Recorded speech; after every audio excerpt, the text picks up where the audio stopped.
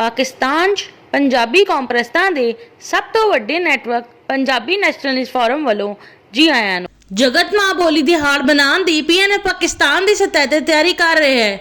जगत मां बोली दिहाड़ हर साल 21 फरवरी नूं मनाया जाने वाला दिहाड़ है जदों रेतली फुरकां ते चौखियां बोलियां नूं मनाया जाता है। यह दिहाड़ बनाने का सदा पहली वारी यूनेस्को ने 17 नवंबर 1999 ਨੂੰ ਦਿੱਤਾ। ਇਹ ਦਿਹਾੜ ਹਰ ਵੇਰਹੇ 2000 ਤੋਂ ਮਨਾਇਆ ਜਾ ਰਿਹਾ ਹੈ। यूनाइटेड नेशनस ਦੀ ਜਨਰਲ ਅਸੈਂਬਲੀ ਨੇ 2008 ਵਿੱਚ ਬੋਲੀਆਂ ਦਾ ਜਗਤ ਵਰਾ ਮੰਨਦਿਆਂ ਹੋਇਆ 2009 ਨੂੰ ਮਨਾਇਆ। 16 ਮਈ 2009 ਨੂੰ यूनाइटेड नेशनस ਦੀ ਜਨਰਲ ਅਸੈਂਬਲੀ ਨੇ ਆਪਣੀ ARES 61-266 ਦੇ ਫੈਸਲੇ ਵਿੱਚ ਆਪਣੇ ਸੰਘੀ ਦੇਸ਼ਾਂ ਨੂੰ ਜਗ ਦੀਆਂ ਸਾਰੀਆਂ ਵਰਤੀਆਂ ਜਾਣ ਵਾਲੀਆਂ ਬੋਲੀਆਂ ਨੂੰ ਬਚਾਉਣ ਤੇ ਵਧਾਉਣ ਲਈ ਆਖਿਆ। ਇਹ ਦਿਹਾੜ 1952 ਵਿੱਚ 21 ਫਰਵਰੀ ਦੇ ਦਿਹਾੜ ਦੀ ਯਾਦ ਵਿੱਚ ਮਨਾਇਆ ਜਾਂਦਾ ਹੈ ਜਦੋਂ ਪਾਕਿस्तानी पुलिस ने ढाका चढ़ते पाकिस्तान हुण बंगलादेश विच अपनी मां बोली की मांग करते हुए पड़हाकुआं ते गोली चला दी ते 4 नूं मार दिता।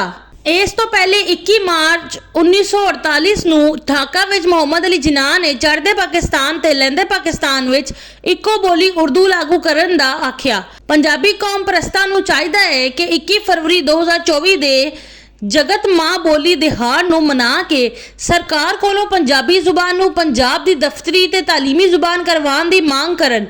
पाकिस्तान दी कोर्ट ने सितंबर 2015 च अपने फैसले दी तमहीद विच आख्या है कि अदालत ने मुशाहिदा किया है कि हुकूमत पंजाब पंजाबी जुबान नूं उस दा मुकाम दिवान च नाकाम रही है ते पंजाबी जुबान नूं हसूले इल्म दा जरिया बनाउण दे लई कोई खातिर खवा इकदामात नहीं कीते। दस्तूर में दिते गए जाती वकार दे हक दा लाजमी तकाजा यह है कि रियासत हर मर्दो जन शहरी दी जुबान नूं चाहे वह कौमी होवे या सूबाई एक काबिल एहतराम जुबान दा दर्जा जरूर देवे। जद रियासत इस गल दे अड़ जावे कि वह जुबाना जिहड़ियां पाकिस्तान दे शहरियां दी अक्सरीयत बोलदे है इस काबिल ने कि इन्हां विच रियासत दे कम अंजाम पा सकन ते फिर रियासत इन्हां शहरियां नूं हकीकी मायने विच इन्हां दे इंसानी वकार तो महरूम कर रही है। इस गल विच कोई शक नहीं है कि इनफरादी या इज्तमाई वकार ते तालीम एक दूजे नाल जुड़े हुए ने। तालीम जिहड़ी कि एक बुनियादी हक है बराह रास्त जुबान नाल ताल्लुक रखती है।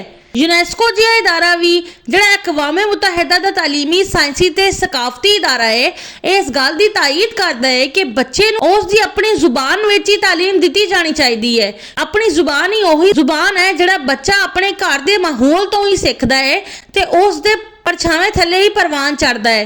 पंजाबी जुबान की परवरिश सूफी बुजुर्गां बाबा फरीद बाबा नानक शाह हुसैन सुल्तान बाहू बुल्ले शाह वारिस शाह ख्वाजा गुलाम फरीद मियाँ मुहम्मद बख्श की। इसलिए पंजाबी जुबान का पसे मंजर रूहानी होने के करके पंजाबी जुबान विच इल्म हिकमत ते दानिश दे खजाने ने जिहड़े इखलाकी किरदार नूं बेहतर करन ते रूहानी नशनुमा की सलाहियत रखते हैं ते फिर पंजाबियां दे बच्चियां नूं पंजाबी मीडियम विच ना पढ़ा के पंजाबियां दे बच्चियां नूं दूल्हे शाह दे चूहे क्यों बनाया जा रहा है। पंजाबी कौम दुनिया की 9वीं सब तो वड्डी कौम है। पंजाबी कौम जनूबी एशिया की 3जी सब तो वड्डी कौम है। पंजाबी मुस्लिम उम्मा की 3जी सब तो वड्डी बरादरी है। पंजाबियों की पाकिस्तान विच आबादी 60% है। पंजाबी जुबान पाकिस्तान की 80% आबादी बोलना जानती है। पंजाबी जुबान पाकिस्तान की 90% आबादी समझ लैंदी है।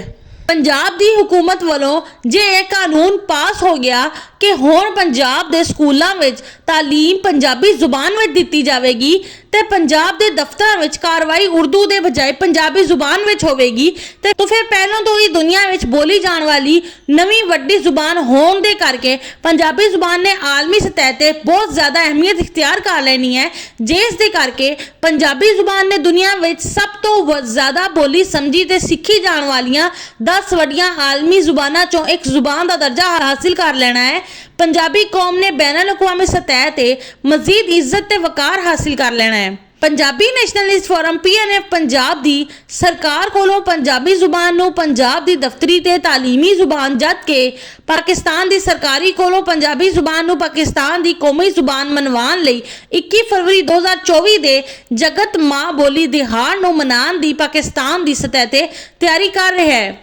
पंजाबी नैशनलिस्ट फोरम PNF ਦੇ ਸੈਕਸ਼ਨ ਕੋਆਰਡੀਨੇਟਰ ਆਪਣੇ ਸੈਕਸ਼ਨ 'ਚ पंजाबी नैशनलिस्ट फोरम PNF ਦੇ zonal organiser, deputy zonal organiser, zonal executive committee ਦੇ ਮੈਂਬਰ ਆਪਣੇ ਜ਼ੋਨ 'ਚ पंजाबी नैशनलिस्ट फोरम PNF ਦੇ district organiser, district executive committee ਦੇ ਮੈਂਬਰ ਆਪਣੇ ਡਿਸਟ੍ਰਿਕਟ 'ਚ ਮਾਰੂਫ ਪੰਜਾਬੀ ਸਹਾਫੀਆਂ, ਮਾਰੂਫ ਪੰਜਾਬੀ ਵਕੀਲਾਂ, ਮਾਰੂਫ ਪੰਜਾਬੀ ਸਨਅਤਕਾਰਾਂ ਤੇ ਤਾਜਰਾਂ, ਮਾਰੂਫ ਪੰਜਾਬੀ ਪ੍ਰੋਫੈਸਰਾਂ ਤੇ ਲੈਕਚਰਾਰਾਂ, ਮਾਰੂਫ ਪੰਜਾਬੀ ਮਜ਼ਹਬੀ ਤੇ ਸਮਾਜੀ ਸ਼ਖਸੀਅਤਾਂ, ਮਾਰੂਫ ਪੰਜਾਬੀ ਸਿਆਸਤਦਾਨਾਂ ਤੇ ਸਿਆਸੀ ਵਰਕਰਾਂ, ਕੌਮੀ ਤੇ ਸੂਬਾਈ ਅਸੈਂਬਲੀਆਂ ਦੇ ਪੰਜਾਬੀ ਮੈਂਬਰਾਂ, ਰਿਟਾਇਰਡ ਪੰਜਾਬੀ ਸਫਾਰਤਕਾਰਾਂ, ਰਿਟਾਇਰਡ ਆਲਾ ਪੰਜਾਬੀ ਸਰਕਾਰੀ ਅਫਸਰਾਂ, ਰਿਟਾਇਰਡ ਆਲਾ ਪੰਜਾਬੀ ਫੌਜੀ ਅਫਸਰਾਂ ਨਾਲ ਟਵਿੱਟਰ ਉੱਤੇ ਤੇ ਫੇਸਬੁੱਕ ਉੱਤੇ ਤੇ ਫੇਸ ਟੂ ਫੇਸ ਰਾਬਤਾ ਕਰਕੇ ਮਾਂ ਬੋਲੀ ਦੀ ਅਹਿਮੀਅਤ ਦਾ ਅਹਿਸਾਸ ਦਿਵਾਉਣਗੇ ਤੇ ਇਹਨਾਂ ਨੂੰ ਦਰਖਾਸਤ ਕੀਤੀ ਜਾਏਗੀ ਕਿ ਉਹ ਵੀ ਆਪਣਾ ਕਿਰਦਾਰ ਅਦਾ ਕਰਨ ਤਾਂ ਕਿ ਮੁਲਕ ਦੀ ਪਾਲਿਸੀ ਬਣਾਉਣ ਵਾਲਿਆਂ ਕੋਲੋਂ ਪੰਜਾਬੀ ਜ਼ੁਬਾਨ ਨੂੰ ਪੰਜਾਬ ਦੀ ਦਫ਼ਤਰੀ ਤੇ ਤਾਲੀਮੀ ਜ਼ੁਬਾਨ ਮੰਨਵਾਇਆ ਜਾ ਸਕੇ।